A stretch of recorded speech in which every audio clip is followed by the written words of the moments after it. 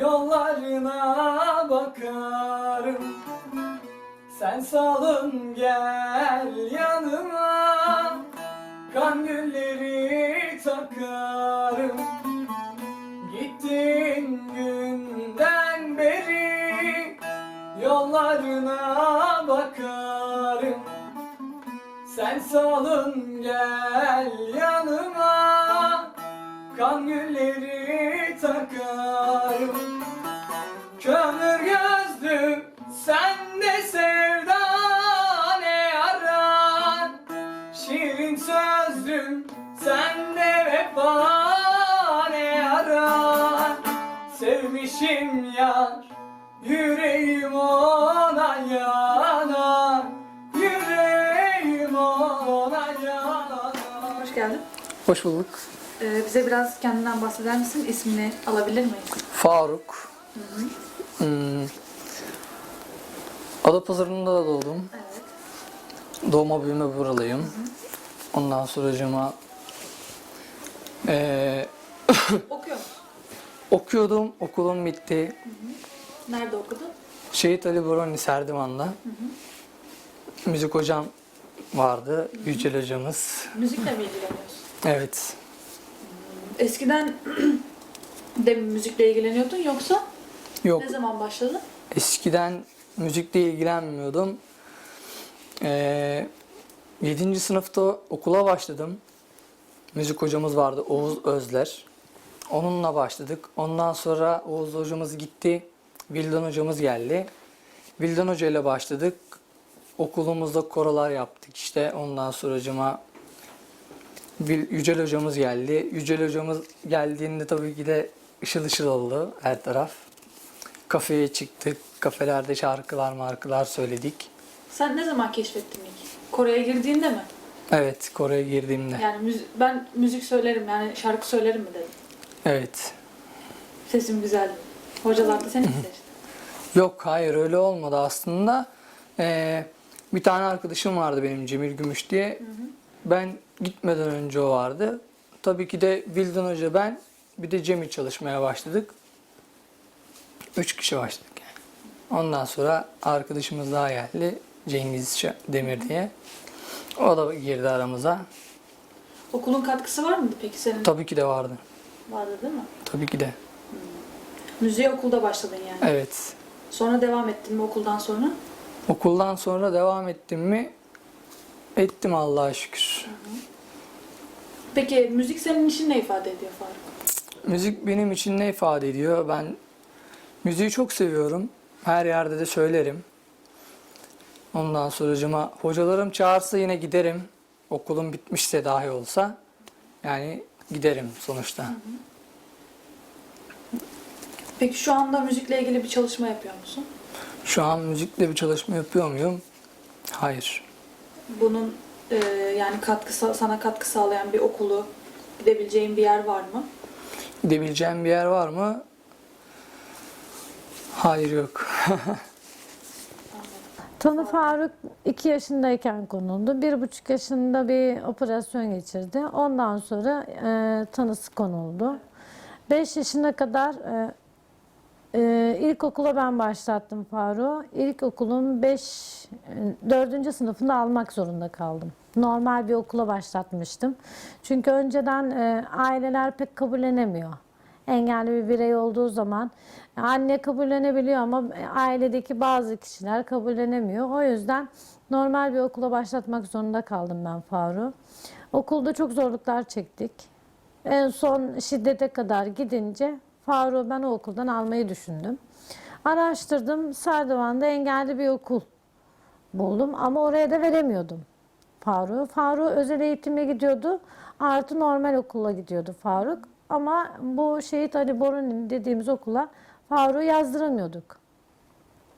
O yüzden ben bayağı bir çabalar, uğraşlar sayesinde Ankara'ya falan telefonlar derken bayağı bir mücadele sonucunda Faruk'u ben bu okula aldırdım. Şehit Ali Boruni'ne. Orada Faruk 1 sene, 2 sene öyle giderken sesi başladı. Kendisi de evde fark etmeye başladı. Hocalar işte koro yapıyor falan derken Faruk hem o okulda kendini tanımayı, kimlerle neler yapabileceğini kendisini daha iyi anlamayı başladı. Çünkü normal bir okulda Faruk hiçbir şeydi. Öğretmenlerin gözünde de hiçbir şeydi. Kendi anlamında da öyleydi. Çünkü bir sınav yapılacak olduğu zaman bile Faruk dışarı çıkartılan bir çocuktu. Düzen bozan, dışarı çıkartılan bir çocuktu. O şekilde olduğu için mecbur kaldım ben bu okula vermeye ama iyi ki de vermişim diyorum. Orada Faruk yavaş yavaş şarkı söylemeye başladı. Ondan sonrası Faruk için hayatı tamamen dengeye oturdu. Faruk tam anlamıyla benimseten bir okul haline geldi. Yücel hocası, Vildan hocası, onlarla birlikte korolar yapmaya başladılar, şarkılar söylemeye başladılar. O Faruk şarkı söyledikçe Faruk'un hayatı komple değişmeye başladı. Faruk kendine özgüveni geldi. Faruk kendi başına şarkı söyleyince hiç evden çıkmayan çocuk şarkı söylemek için her gün okula gitme isteği başladı. Tabii sadece şarkı değildi bu okulda. Diş eğitimleri vardı, marangoz eğitimleri vardı. Her türlü eğitim veriliyordu bu okulda. Okulunda yani çok avantajları bize çok iyiydi. O yüzden Faruk açısından çok iyi olduğu için Faruk orada eğitimini devam etti. Eğitimini bitirdi, mezun oldu. Ama eğitim sonrası için hiçbir şey yapamıyorsun. Elinde hiçbir şey yok. Ne müzik açısından hani ilerisi için bir yere kayıt yaptırabiliyorsun, ne de bir yere okutabiliyorsun. Çünkü bizim çocuklarımız bir başlı başına raporunda yazdığı şekilde engelli, zihinsel engelli olarak geçiyor. Benimkisi zihinsel engelli, öbürü Down sendromlu. İşte şu şekilde bir sürü hastalıklar var. Ama biz aileler hiçbir şey yapamıyoruz. Benim çocuğum sadece okulunda söylediği şarkı, eğlendi, kendine özgüveni geldi, okulu bitti, hayatı da bitti. Yani şimdi bana deseler ki Faruklar için veya Faruk gibi çocuklar için bir müzik okulu, ne bileyim değişik şeyler olduğunu ya da devletin buna izin verdiğini söylemiş olsalar ben bugün yazdırırım. Kendini keşfedebilecek Tabii ki de. olması gerekir. Ama yok. Böyle bir şey yok yani. Devam edemiyor. Edemiyor. Faruk şu anda evde bana söylüyor. İşte arkadaşları çağırdığı zaman arkadaşlarına söylüyor. Okulunu zaten bırakmıyor. Okuluna hep gitmek istiyor. Hocalarını da bırakmıyor. Faruk böyle. İlerisinin devam etmesi için Faruk'un daha çok okuyup kendini geliştirip yeteneğini daha çok keşfedebilmesi için ilerideki okul hayatının da devam etmesi lazım. Ama öyle bir okul yok. öyle- Sadece devletin tanıdığı sadece bu. 8 yıllık eğitim bitiyor ve bu çocukların hayatı da bitiyor. Yani bu şekilde. Keşke öyle bir eğitim olmuş olsaydı. Hoş geldin. Hoş bulduk. Bize kendini Ben tanıtır mısın? Abdullah, Kaç yaşındasın? 24 yaşındayım. Okuyor musun? Çalışıyor. Çalışıyorum, oturum bitti. Oturum bitti. Bir aşağı güvenlikten başladım. İhtiyardan evlat işini yapıyordum. Evlat dosya arayışımı. Ne zaman başladın çalışmaya?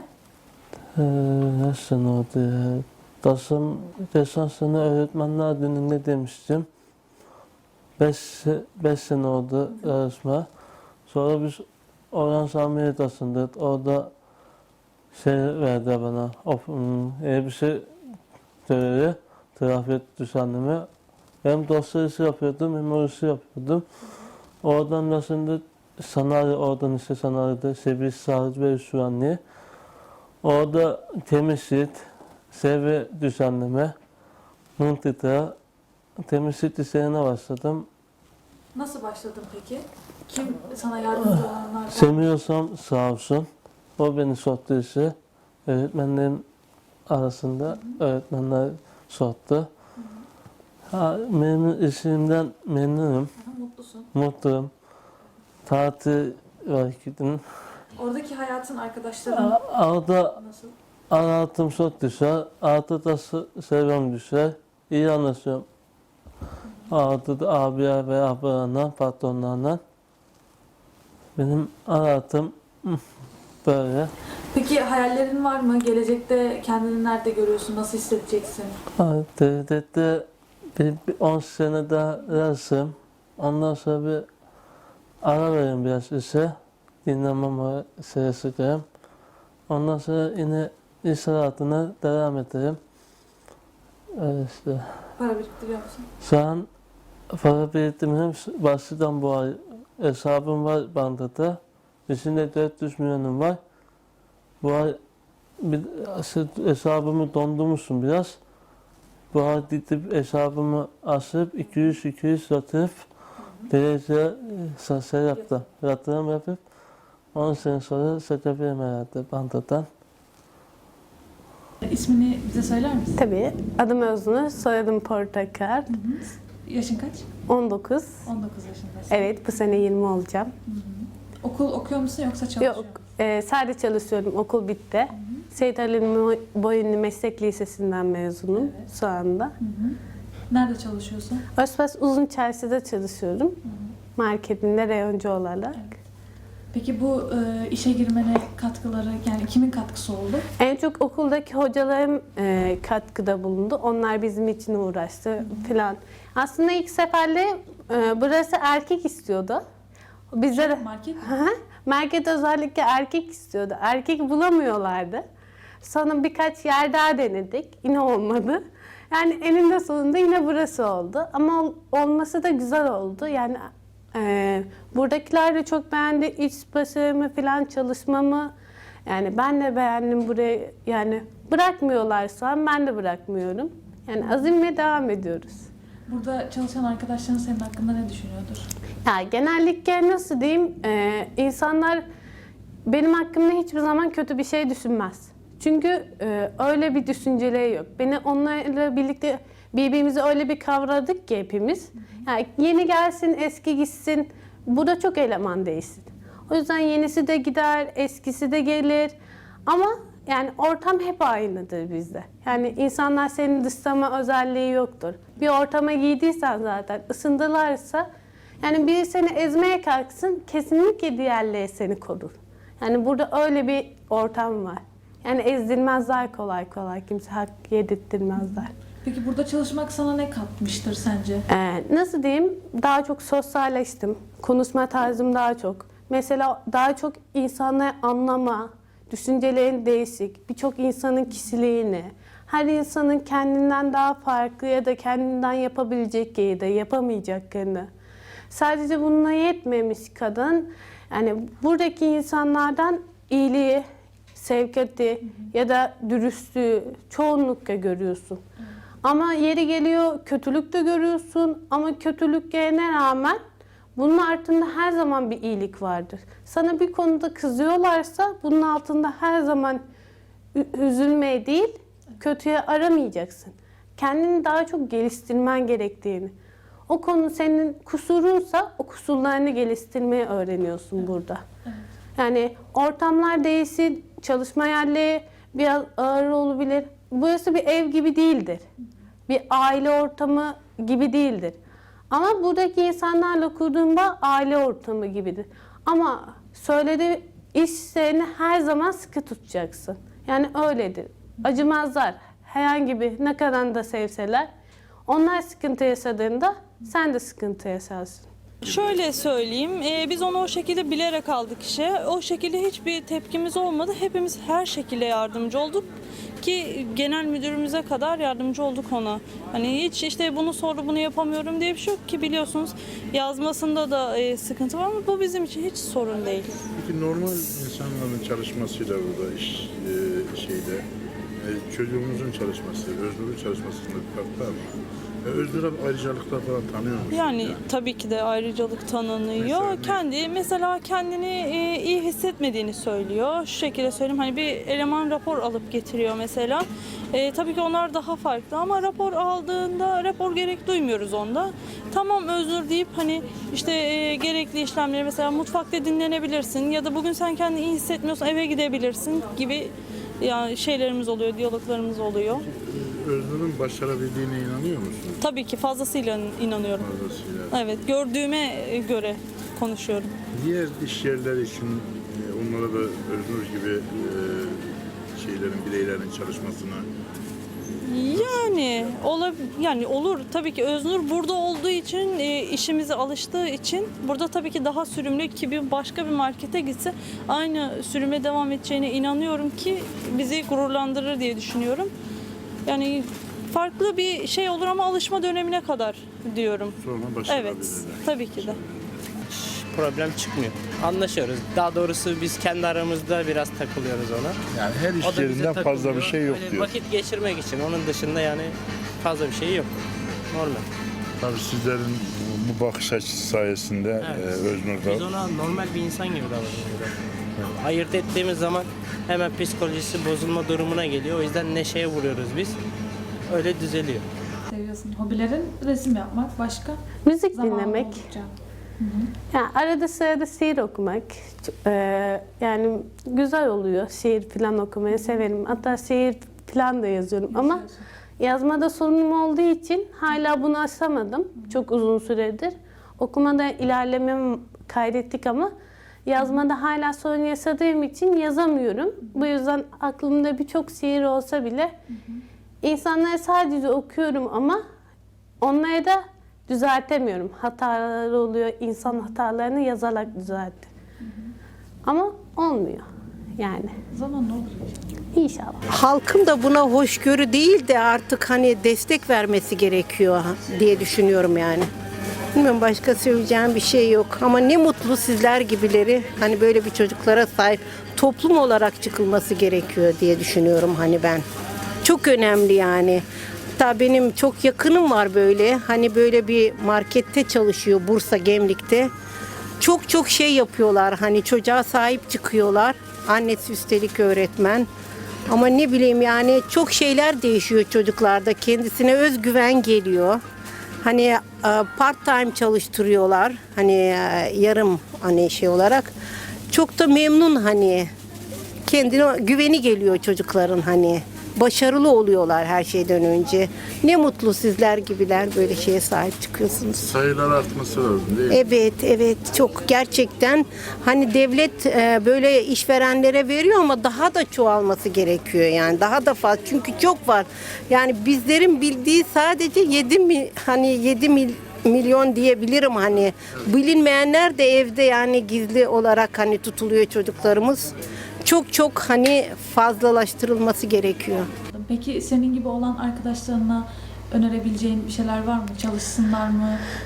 Ne yapmasını istersin? Bence arkadaşlarıma şöyle önerim var. Bazıları çok önemsemiyor bazı şeyleri. Hayatı önemsemiyorlar. Hayattan vazgeçmişler. Ben hayattan vazgeçmelerini tavsiye etmem. Çünkü hem kendileri pes ederse etrafındaki insanları düzerler. Pes etmezlerse kendileri de güç kazanır, hayata büyük bir adım atabilirler. Yani çalışınca insan kendine gerçekten de Özgüveni geliyor. özgüven sahibi oluyor. Yetmemiş gibi kendi paranı kazanmak kadar bu hayatta en güzel bir şey olamaz. Ben bunu düşünüyorum. Yani benim düşüncem bu.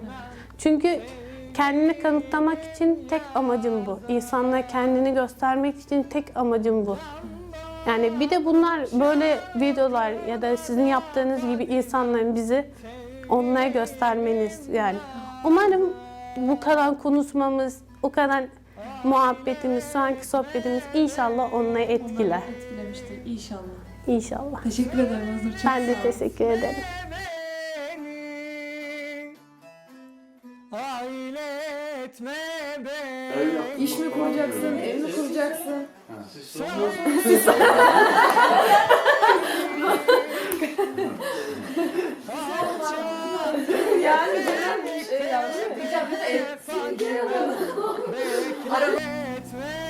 Abi ne yaptın?